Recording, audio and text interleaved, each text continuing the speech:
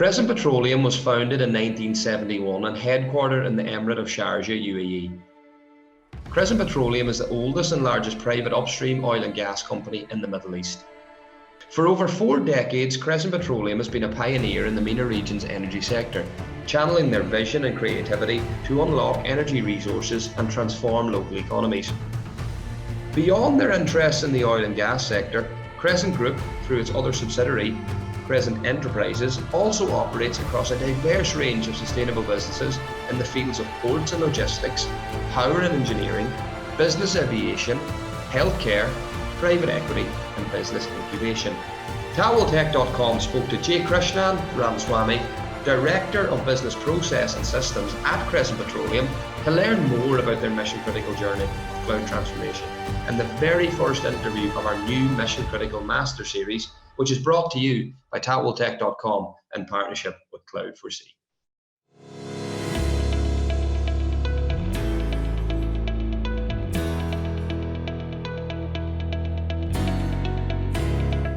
So as a starter, obviously, Crescent is, as you rightly mentioned, one of the largest and the first privately owned oil and gas company in this region. Yeah, it's a family-owned business owned by the Jaffer family, but very progressive, very forward-looking in their approach to things.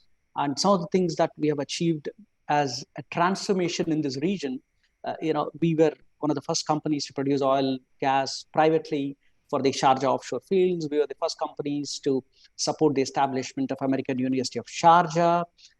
We have done so many of those transformative things that are happening in this region. In fact, one of the statements in our mission statement, one of the phrases is driving transformational impact in the communities we serve in. That's the statement. So transformation is in our blood. Yeah. So we look to adapt things and we look to do things new. On top of it, we have a set of values for the organization, and couple of the values are very interesting. One is enterprise, and the other is courage. Yeah, these are two values that we practice. Enterprise is we pride ourselves in creativity, initiative, resourcefulness, and a can-do attitude. Courage is passionate about undertaking new and sort of daring projects. To give you a perspective, we were one of the first companies ever to do an exploration in Montenegro, the present-day Montenegro, the old days stuff. So we like to do those kind of stuff. So the company has changed management with the second generation sons now running the business. Majid Jaffer, who's the CEO for the oil company, and Badr Jaffer, who's the CEO for the non-oil business, Crescent Enterprises, right?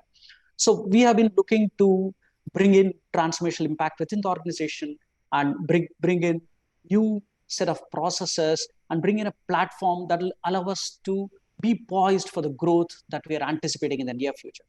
So our cloud journey started with the implementation of SAP effectively in this process, because we wanted to have an engine for growth, and we chose SAP as a product engine for growth. And along with that, we said, if we are going down the route of adopting industry best practice solution from SAP, and we're going to sort of not customize the solution, bring in more best practices, we should also be agile in our technology, which supports it. We don't want to be sort of stuck with a set of an infrastructure which is reliant on internal resources, etc. We want to be agile, fast, scalable, reliable, all the good stuff. And so with that in aim, in 2018, we had a SAP journey which was born in cloud. We said we did not even look at an on-prem version. We said we'll start with Azure as our preferred partner. We evaluated one or two other options, but effectively Azure was our preferred partner.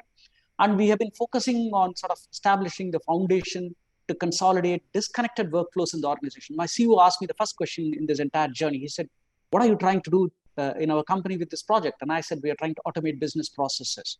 That's the way we started this journey.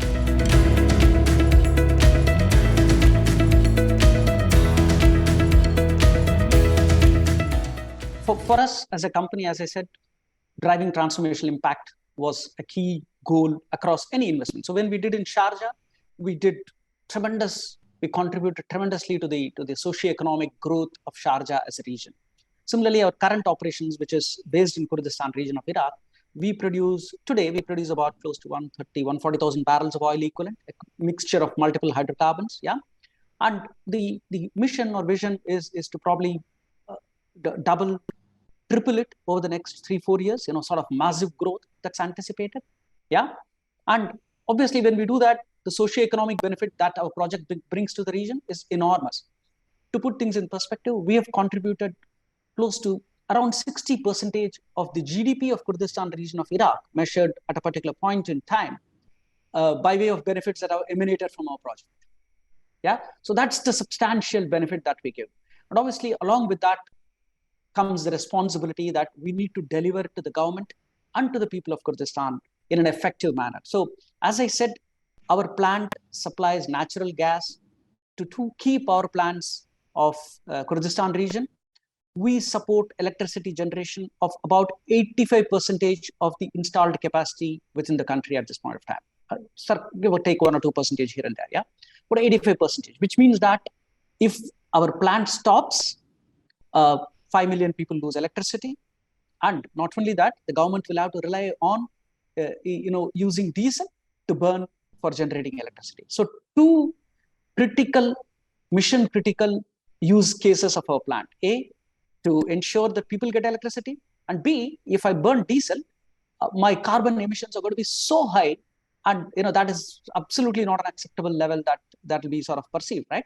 And our gas, because we are firing the gas into the electricity plants, we are one of the lowest carbon emission electricity production operations that are existing. Yeah. So 2 key mission critical aspects that are there. And when the SAP project was conceived in 2018, the business case for it came from the plant maintenance module, which is where we said we will get the benefit for the business. But along with it came the responsibility that I cannot even have any unscheduled downtime ever at all. So you can imagine SAP application, yes, I have the ability to control it, maintain it, but at the same time, from an infrastructure perspective, my plant is available close to 99.99, sometimes 100%, except for normal routine shutdowns. We don't shut down the plant.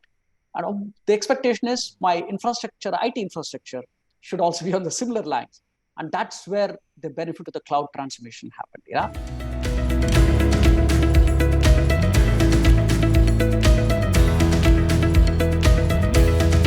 No, thanks for that. That's a very, very important question, because whilst many people speak of cloud and they say, okay, we want to migrate, right?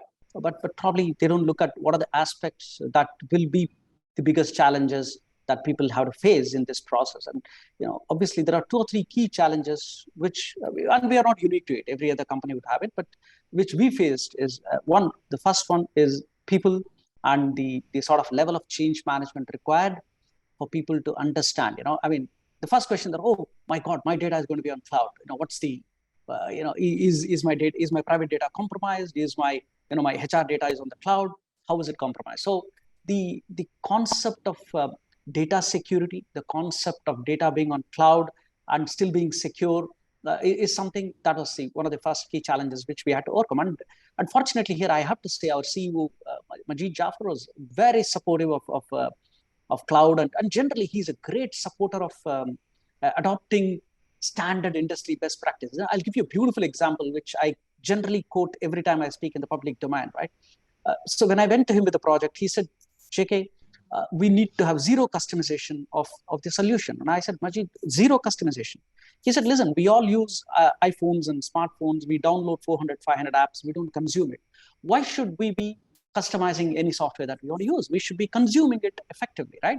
So he was very forward-looking in his approach to IT as a journey, as a strategic initiative, and also to cloud as a journey. So he said we should be having hundreds of companies are running security using large hyperscalers such as Azure. So we should be able to leverage the best practice that they bring rather than trying to reinvent the wheel, because we are, in the overall scheme of things, we are a smaller cog in the wheel, effectively that kind of logic. So key challenges, people change management, which we effectively managed with absolute senior management support from top down, from the CEO down to my boss, Ravi, the chief corporate officer. Very highly supportive sponsorship and management is the way we address the people challenge. And the mindset challenge was basically to give comfort to people that IT security, and I have a colleague of mine who's very closely aligned, works with me on the IT and digital initiatives across our organization beyond, right? So between us, we have the responsibility he handles the infrastructure side of things, I handle the business systems and processes side of things effectively, and we work as a team. Mindset change, we work to create so many tailor-made IT security videos to incorporate change in the organization and eliminate the perception that security on cloud is something that needs to be worried about. Yes, we are focused on security. Yes, we closely align ourselves to ensure the environment and the infrastructure is highly secure, and we push our managed services partner very effectively on this. But we definitely worked very hard to overcome these two challenges.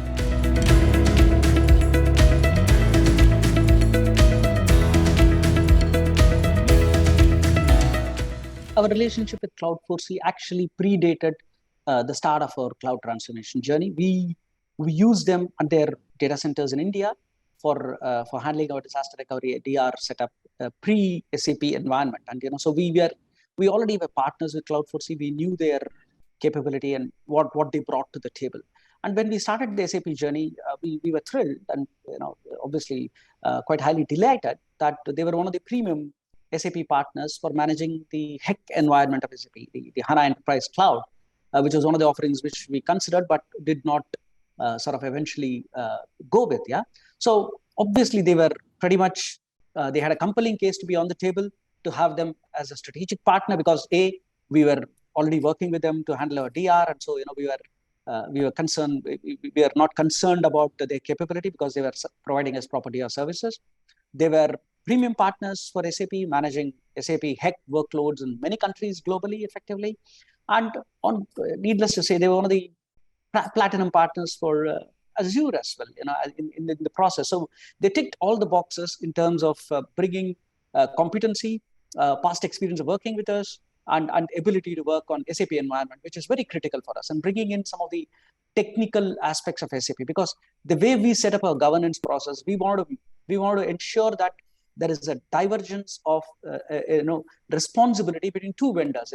Anything that's on the application stack, we said we'll have it somebody, but anything on the technical stack, including basis, will be with another vendor. And that's where they were quite one of the few organizations who brought the basis SAP capability and also the Azure technical capability bridged together to enable us to go with the managed services offering, which combined both these offerings. And that was one of the key aspects of how we ended up with them on the table for the RFP.